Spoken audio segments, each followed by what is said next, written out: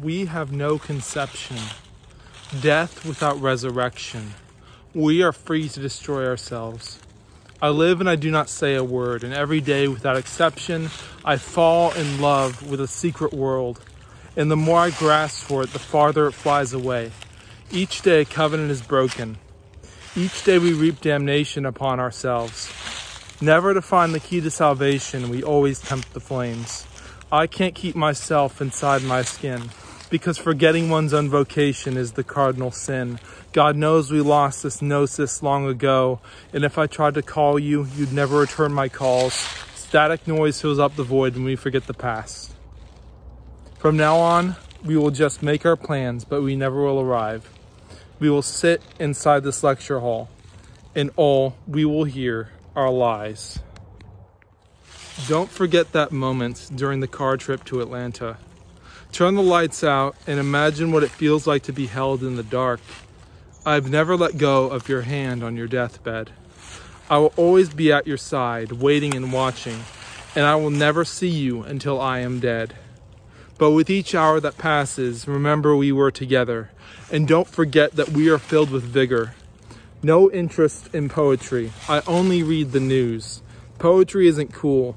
Words are never able to change the world, and it takes practice to get good at anything. And all my time is spent doing nothing, sitting at home and staring at the walls. Ella feels overwhelming anger in her dreams, the only time she is at peace, and she knows the world will burn. What would make someone want to kill another? I honestly have trouble believing that it has ever happened. I cannot write a happy poem or ever smile again. The last day for humanity won't be anything special. No one will expect the end. People will go on hurting other people, so remember the day we met. Serenity stands by the train tracks wondering about her future. And the first thing that comes to her mind is the fact that she read an article in a psychology magazine that said people often have a random thought that comes into their head when they stand near a train. And that thought tells them to jump onto the tracks. And for a few seconds of misery, she would then feel nothing afterwards, nothing at all. Because that thought came into her mind too. And she didn't know where it came from or why she could not control her subconscious.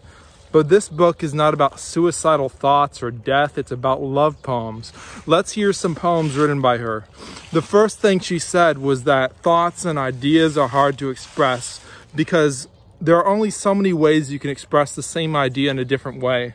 Because all she thinks about is the same thing every day. How nothing happened. It's easy to master the skill of talking about nothing.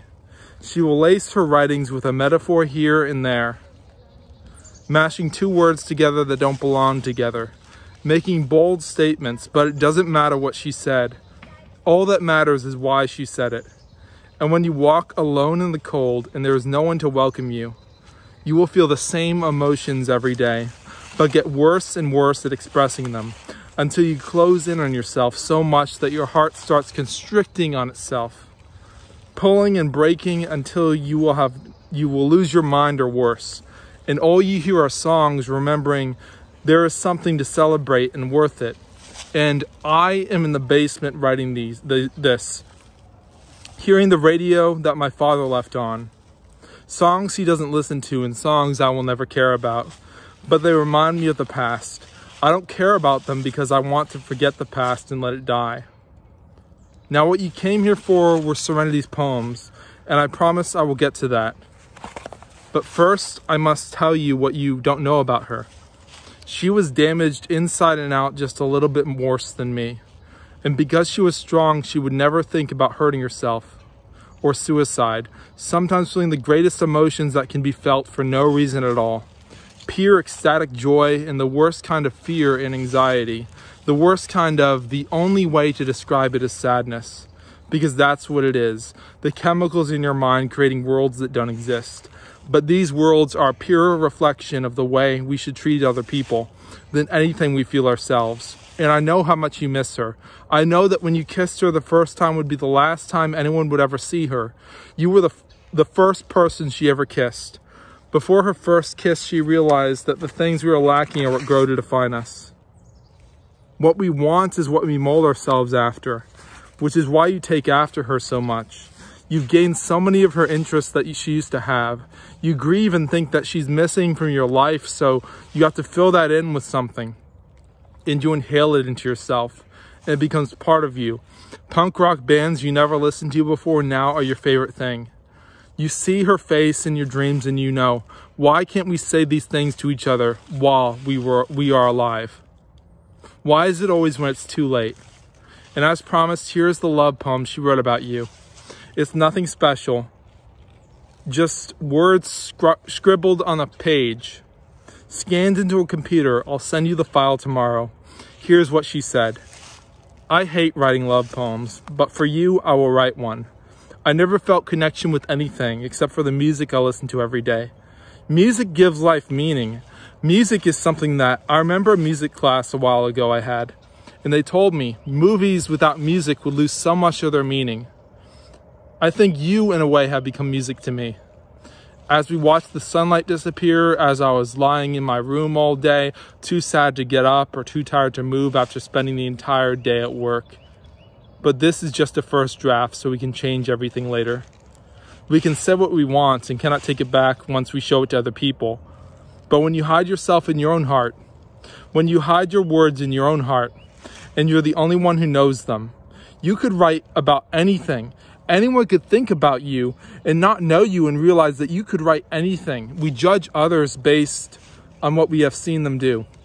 We judge ourselves based on what we think we're capable of. Thank you for holding me that night. I'm sorry I went away. I'm sorry I haven't seen you since. I had to confront my problems instead of running away from them. When I think of the cosmos, stars, galaxies, vast expanses where there is no life, I wonder why we dream about the places we will never reach. Like a shooting star, I crash and burn, reaching for a spiritual truth beyond who I am. Like space, its expanse, you too are mystery. I will not understand. I am happy when I'm alone with my thoughts. Days, nights, dreams, nightmares, we wake up and with the terrible storms, our homes become flooded. We forget the truth in our own hearts. We forget the moonlight illuminating it. From the night when we first met, believe in what is brighter than all created order. Libraries of knowledge are nothing. The passing days alone are nothing. The days when we are together are what is full of life. The air becomes easier to breathe when we are fully alive. My heart has absorbed the truth from yours. I use it as a golden compass that points me back to you. I'm sitting in a library, listening to Owl City, writing these words. Really, I could be anywhere. I could be anyone. I could be climbing, scaling a mountainside. When I reach the top, I'm ecstatic. I could be running for miles, and when I reach the end, I take in 1,000 deep breaths, and afterwards fall asleep. But tomorrow, I will be kissing you. Tomorrow, I will be at peace, peace beyond all understanding, a calm like the wind when we are just married and sleeping in a room on the beach. The sun is setting, and the breeze fills us both with joy. And we touched hands and saw different galaxies spinning out of place. We saw volcanoes exploding, destroying entire cities. We saw the hopes of worlds ending and the birth of worlds beginning. We saw the days pass where I sat alone dreaming about her, and she said that there would be no more despair. We walked through the streets of Beijing and Tokyo, Paris and New York all on the same day. She showed me the slums and far-off lands where people live with nothing. She told me that no one ever has nothing. She told me that peace is found in letting go of the things that you hold dear and holding on to love. We saw the days pass and become nights 1,000,000 times over. We saw the world change and the balance of power change. We saw the presidents of nations long overthrown. My heart was stripped of the desire to ever go home again. It is better to always be a wayfarer, running from city to city, from nation to nation, from world to world, from galaxy to galaxy, from universe to universe, all in a day in 1,000 millennia. We were brave and we were young and we were brave when we were both alive. Now we are totally fearless and will never age again. She showed me the harmony between all things and how we all belong together and said, "You should have learned all of these things while you were still alive." We dream about the days we've lived through, but in these dreams we walk through the fire and are not burned.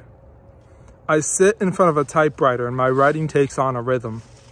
When I zero in on what I'm trying to say, when the thoughts in my mind of passion and bliss never go away, when I am writing, when all of the tied tongues in the world are loosened, when words flow from us like water, when the loneliness is alleviated by a friend, when the pain enveloping the world, our own souls, which had really taken the place of our souls, flees, and is never returned to us again, when we talk together and write about places we would love to see again, but the feelings we will never experience again, and are so far from us that we cannot understand them.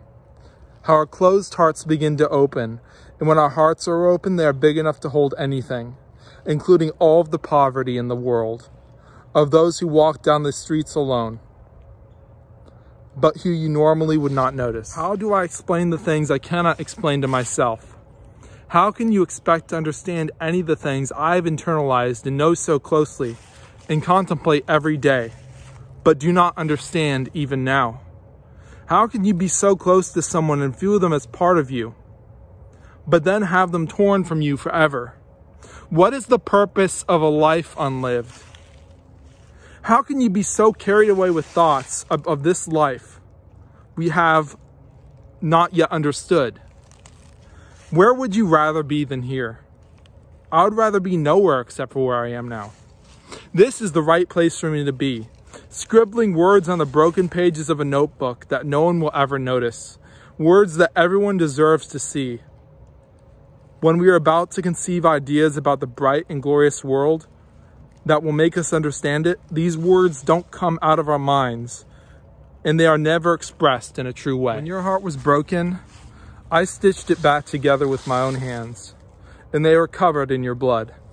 And then I felt you breathing across my neck, and then I heard you sleeping, and then I found you in your dreams and spoke to you, and loved you in those dreams, until you would never forget the life we lived in our dreams.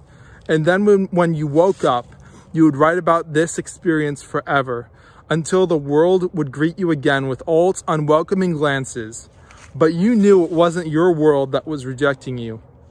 We could live as if the world was foreign to us, as if it was never familiar or friendly, as if we were starving to find a world where we could thrive in. The streets of the cities in which we would hear the whimpering voices of people suffering long in the shadows, of people dreaming of a world like the one we had dreamed about. And we led them out of the dull world with us. And we built a nation. And this nation led to a kingdom. And this kingdom to a world without end. Recovery. She vanished into the crowd of a million lonely people. She vanished into the chasms where there is no emotion in the hearts of men and women. She walked with you as you labored, and then lay next to you as you went to bed and fell asleep, absolutely alone. She walked back to her high school and saw that it had been abandoned. No students would ever walk there again. She felt inebriated with toxic feelings that nothing was happening. The innocence lost. The death of feelings that consume the soul. The waiting and then the falling into the river. And floating through the river. The tragic embrace of poetry. I speak the password primeval. I give the sign of democracy, and all nations accept this sign. All thriving, all creating, all innovation, all labor and payment, all commerce, all charity. Throughout all the world, the greatest thought is unbelief. Not just of the things that are larger than life, but of the things that are surreal. Events that completely shift the course of our lives. Where once were thriving voices, now there is silence and decadence. If the world outside of us is a world we cannot see, we will stay deep inside our own homes, while the world lives out its hellish final days. We had no education and no way to fight for it. I am he that walks with the tender and growing night, and holds you in the night closer than life. I sit by the campfire, and patiently recite stories by heart, about lands where we stand head over heels, ready to fight our way through any obstacle. Though the world may push me down, I fight tenaciously for it. If you look for me and fail to find me at first, be encouraged. Missing me one place, search another. I stop somewhere waiting for you. Burning city lights like candles, they all go out. No light's eternal. We are going deeper into dreams where the world is naked and shows its identity, telling all truth without fear, hiding nothing, telling all secrets with a cheerful countenance. There are places I remember where we were unconditionally affectionate, where you touched my hand as we walked the lonely streets where silence echoed louder than any voice. We became erratic, irrational, gloriously powerless in our thoughts, in which we bury ourselves for all time. How we never know whether we are being lied to. We sit patiently. We burn like photographs. We are threaded like needles. The wounds we carry all torn open. I have made mistakes and coasted through my life half asleep. I am more than prophet. I am more than your idle lord. I do not sit absently waiting. I am invigorated, always in motion. One eternal movement reaching out to love. The energy of melody is my name. The peace that comes through understanding and waiting patiently for the end of all time. I am a spiritual truth you will never comprehend.